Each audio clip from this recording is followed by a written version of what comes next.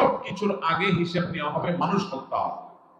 আমাদের দেশে সামান্য একটু রাজনৈতিক স্বার্থের খাতিরে, সামান্য একটু ক্ষমতা থাকার প্রয়োজনে, একটু টাকা পয়সার লোভে, সামান্য একটু রেষারেষির কারণে মানুষ মানুষকে খুন করতে দ্বিধা করে না।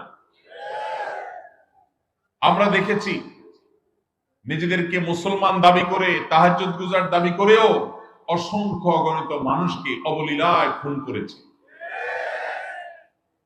কিয়ামতের ময়দানে মানুষের অধিকারের মধ্যে অর্থকড়ির বিচার, লেনদেন সংক্রান্ত যে বিচার, অর্থ আত্মসাতের বিচার, এই সবগুলোর আগে আল্লাহ রাব্বুল আলামিন প্রথম বিচার করবেন হলো খুনের বিচার। দুনিয়াতে যে খুনের শিকার হবে তার পরিবার যদি দুনিয়াতে বিচার নাও পায়,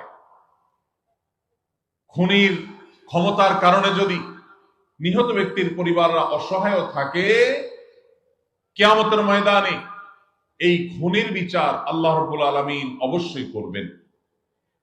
সেজন্য একজন ইমানদার, তার আসলে হারাবার কিছু নাই, ইমানদারের লস হওয়ার কিছু নেই।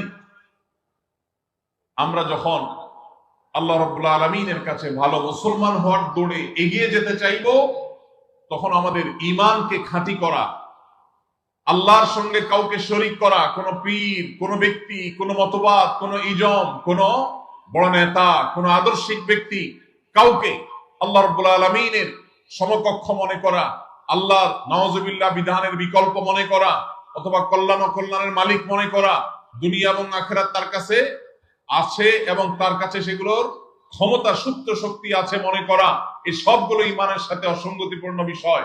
আমাদের ঈমানকে যদি আমরা খাঁটি করতে পারি, নামাজকে যদি আমরা 5 ওয়াক্ত ঠিকঠাক মতো সুন্দর মতো আদায় করতে পারি, তাহলে ইসলামে পরিপূর্ণভাবে প্রবেশ হওয়ার ক্ষেত্রে আমরা আরো এক ধাপ এগিয়ে গেলাম।